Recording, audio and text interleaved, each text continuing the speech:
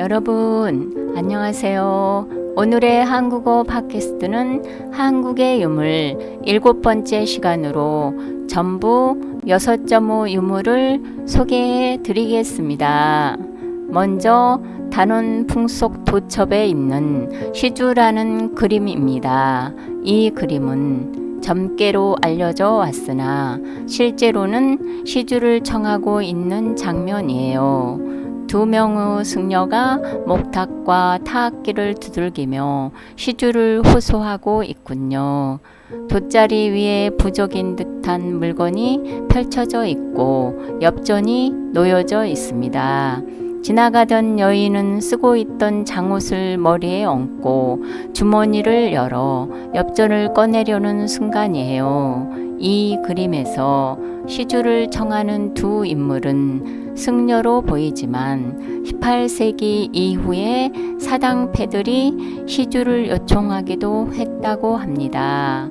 사찰에 소속된 광대, 사당패가 민중을 대상으로 한 가무회나 각종 놀이 행사를 주도했는데 이때에 그들은 돈독한 관계를 맺고 있는 사찰에서 내준 부적을 가지고 다니며 팔고 점을 보거나 놀이 행사에 참여하면서 그 수입의 일부를 사찰에 바쳤다고 하네요. 두 번째는 청자투각 용머리 장식 붓꽂이입니다.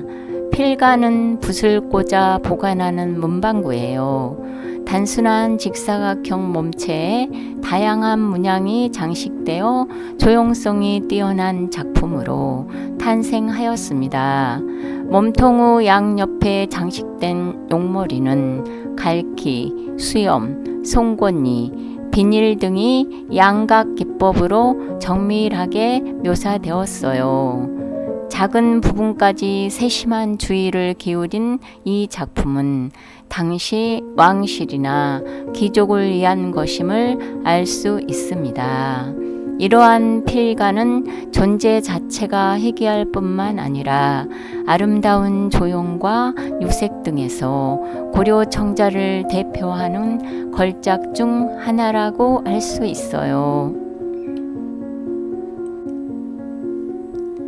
세 번째는 숙신웅주 가대사급 성문입니다. 1401년 태종 1년 왕위에서 물러나 태상왕으로 있던 태조 이성계가 후궁에게서 얻은 딸 숙신웅주에게 가옥과 토지를 내려주는 문서예요. 동부 향방동에 있는 제신허금의 터와 그 석재를 사들이고 제목은 노비를 시켜 잘라내 사용하라고 적었군요. 그 후 가옥 배치에 대해 몸체, 부엌, 술방, 창고, 다락방, 사랑 등 건물의 종류와 칸수 그리고 그 건물의 초가와 기와의 구별 등을 구체적으로 적었어요. 끝으로 문서에는 그 자손이 영원히 이 집에서 살 것을 당부하고 있습니다. 원문이 끝난 다음에는 상당한 간격을 비워놓고 줄을 올려 태상왕이라고 쓰고 그 아래 태조 수결이 있어요. 문서 앞부분에는 관인이 한 개 찍혀 있는데 태상왕이 사용하였던 것으로 생각됩니다. 전문은 모두 8행으로 이두문이 섞여 있어 이두 연구에도 도움이 됩니다. 비록 왕가의 문서에 속하는 것이지만 체제와 성격상 민간 문서에 가깝습니다. 가옥 급여 문서로서는 최초의 자료로서 조선 초기 가옥 토지 등의 재산에 관한 법 제도 연구 및 당시 가옥 구조 연구에 기중한 자료예요. 네 번째는 기마인물형 토기입니다. 말과 인물의 형식이 매우 유사한 두 점의 토기로 경주 금령총에서 출토되었어요. 말을 탄 인물이 넓은 밑받침에 서 있는 형식을 취하고 있어요. 속이 비어 있고 컵 모양의 수구가 있는 동물형 토기입니다. 마루 궁둥이 위에 안으로 구멍이 뚫린 수구 가장자리에는 뾰족하게 솟은 장식이 붙어 있고 가슴에 긴 주구가 있어요. 수구로 물을 부으면 주구로 물이 나오도록 고안되어 있습니다. 여기에 보이는 인물들은 차림새나 크기 등의 차이가 있어 신분이 다를 것으로 추정되고요. 즉, 차림새가 호화스럽고 크기가 큰 인물이 주인이고 차림새가 소략하고 크기가 작은 인물은 종자라고 여겨집니다. 주인상을 보면 호화로운 갑모를 쓰고 갑옷을 입었어요. 종자상을 보면 세부 형태는 조금씩 차이가 나지만 기본적인 형태는 주인상과 같아요. 상투 머리에 수건을 동여맸고 상체는 벗고 있군요. 오른손에 방울 같은 것을 들고 있습니다. 마루 장식도 주인상보다 허술한 편이에요.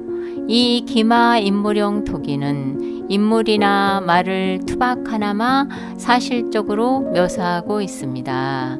이러한 것은 당시의 공예 의장이나 기술의 뛰어남을 증명하는 것이고 또 당시의 복식과 마구류 연구에 중요한 자료를 제공하고 있습니다. 다섯 번째는 나주 서문 석등입니다. 이 석등은 본래 전라남도 나주군 서문 안에 있던 것을 1929년에 서울 경복궁으로 옮긴 것이에요. 고려 1093년에 화강암으로 만든 석등입니다. 널찍한 정사각형의 지대석 위에 건립되었는데 하대석은 팔각연화대예요. 이곳의 각 측면에 우주가 가지런히 표현되었고 또 안상이 음각되었어요. 간석은 팔면에 가늘고 긴 우주를 표현하고 상하단에 띠를 둘러 마치 재과 같은데 그 중심에 명문이 있어 주목됩니다. 이 명문에는 고려 대한 9년에 나주에서 만들었다는 내용이 있어요. 화사석은 새로 만든 것입니다. 여섯 번째는 개성 남계원 7층 석탑입니다. 이 석탑은 경기도 개성시 덕암동 부근의 남계원 절터에 있던 것을 1915년에 경복궁으로 옮겨왔고 2005년 다시 지금의 위치에 세운 것이에요. 전체적인 탑의 기틀은 신라 석탑의 전통을 이어받고 있으나 몸체가 되는 탑신의 층수가 많아지고 투녀 끝에서 지붕 밑이 들려지며 전체적으로도 묵직한 조형 감각을 나타내고 있는 점 등에서는 고려 석탑의 특색이 잘 나타나 있습니다. 또한 이 탑 안에서는 1283년 고려 충혈왕 9년에 봉안한 것으로 여겨지는 쪽물을 들인 종이에 은물로 글씨를 쓴 경전 7축이 발견되기도 하였어요. 이상으로 한국의 유물 6점에 대한 이야기였습니다. 잘 감상하셨나요? 그 무덥던 여름도 가고 이제 풍요로운 가을. 여러분 행복한 일들만 가득하세요.